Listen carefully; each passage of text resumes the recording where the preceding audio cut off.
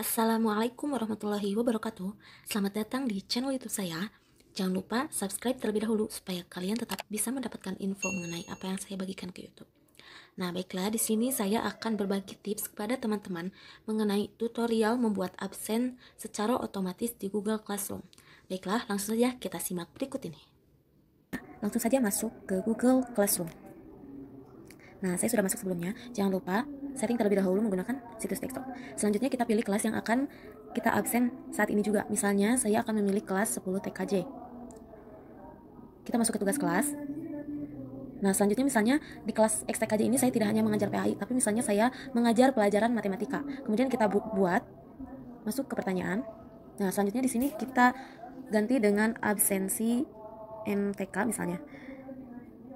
24 Juli 2020. Petunjuk, misalnya silakan klik lampiran di bawah ini. Nah, selanjutnya kita pilih buat. Kita masuk ke formulir.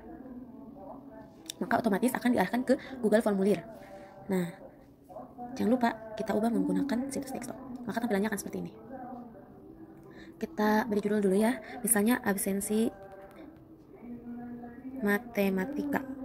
Deskripsi misalnya silahkan isi dengan baik dan benar.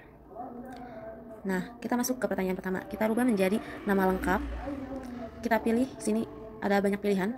Kita pilih jawaban singkat saja, kemudian wajib diisi. Nah, lalu bagaimana sih caranya untuk menambahkan formulir? Kita klik saja gambar tambah di sini yang paling atas. Nah, maka akan otomatis membuat form baru. Nah, kita tulis misalnya di sini kelas. Kemudian kita ubah menjadi jawaban singkat dan wajib diisi. Kemudian misalnya kita mau menambahkan lagi alamat. Nah, kita ubah menjadi jawaban singkat dan wajib diisi. Nah, lalu bagaimana sih caranya untuk merubah tampilan dari Google Formulir ini agar lebih menarik? Nah, kita buka saja ke tema. Nah, ini samping mata. Kemudian kita pilih gambar dan gambarnya kita sesuaikan dengan tema kita saat itu. Misalnya sekolah, kita cari yang banyak bukunya. Nah, seperti ini. Kemudian setelah pilih gambar, teman-teman pilih sisipkan. Nah, maka tampilannya akan seperti ini. Namun teman-teman ingin mengubah warna tema misalnya menjadi hijau, bisa. Seperti ini. Kemudian ingin mengubah gaya fontnya juga, bisa. Misalnya mau ke formal. Nah, maka akan tampil seperti ini. Jangan lupa sebelum dikirim, kita setting terlebih dahulu. Sambil tombol kirim, kita kumpulkan alamat email. Kemudian jangan dibatasi ke satu tangkapan gitu ya, karena takutnya nanti siswa-siswi kita ada yang salah dalam menulis. Kita edit setelah mengirim. Kemudian presentasi. Nah, di sini pesan konfirmasi. Kita tulis saja di sini untuk pesan setelah anak-anak menulis formulir ini, kita tulis dengan kalimat misalnya, terima kasih karena sudah mengisi absen hari ini. Semoga sehat selalu misalnya. Kemudian kita simpan. Nah, selesai. Kemudian ini teman-teman tidak perlu memikirkan ini sudah ke-save apa belum ya ke Google Classroom. Nah, karena ini otomatis ke-save ke Google Classroom, kita setting terlebih dahulu.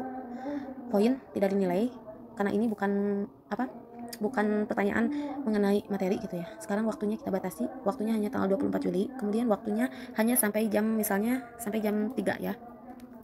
Nah, selesai. Siswa dapat membalas jawaban siswa lain. Misalnya temannya ada yang tidak bisa hadir karena sakit, bisa isi di Google Form yang kita share. Kemudian kita tanyakan. Selesai. Oh iya, dan lupa. Ini kita buat topik terlebih dahulu ya, supaya bisa membedakan antara mata pelajaran satu dengan yang lainnya. Karena belum ada topik matematika, maka kita buat matematika. Oke, simpan. Nah, selesai. Di sini sudah otomatis bisa diklik Google Formulirnya. Kemudian gimana sih caranya untuk melihat siswa yang sudah merespon Google Formulir kita? Nah, kita coba terlebih dahulu ya, sama kita sendiri bisa gitu ya. Kita klik ini gambar yang tanda mata di sini. Nah, seperti ini kita coba. Alamat email misalnya dinakah@gmail.com. Selanjutnya nama lengkap misalnya Dina Khair. Kelas misalnya saya di kelas PAI 2B misalnya. Kemudian alamat Bandung. Kita kirim. Nah, selesai. Kemudian kita lihat siapa yang sudah merespon, maka ini akan otomatis muncul. Nah, respons, kita klik respons. Nah, di sini akan muncul seperti ini. Lalu gimana sih caranya untuk mendownload data yang sudah kita bagikan ke siswa-siswi kita? Mudah sekali, kita ubah terlebih dahulu ya ininya, nama filenya misalnya tadi XTKJ ya. XTKJ matematika misalnya.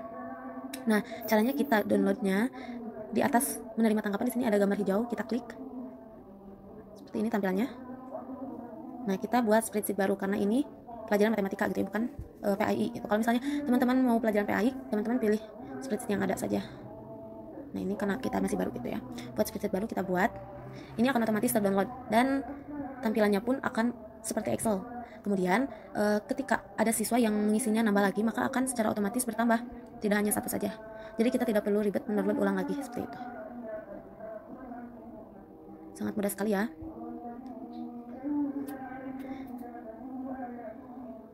Kita masuk kembali ke Google Classroom.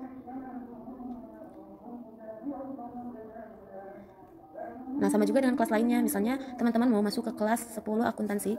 Nah, caranya masih sama seperti yang tadi. Sangat simpel dan menurut saya ini mudah dipraktikkan.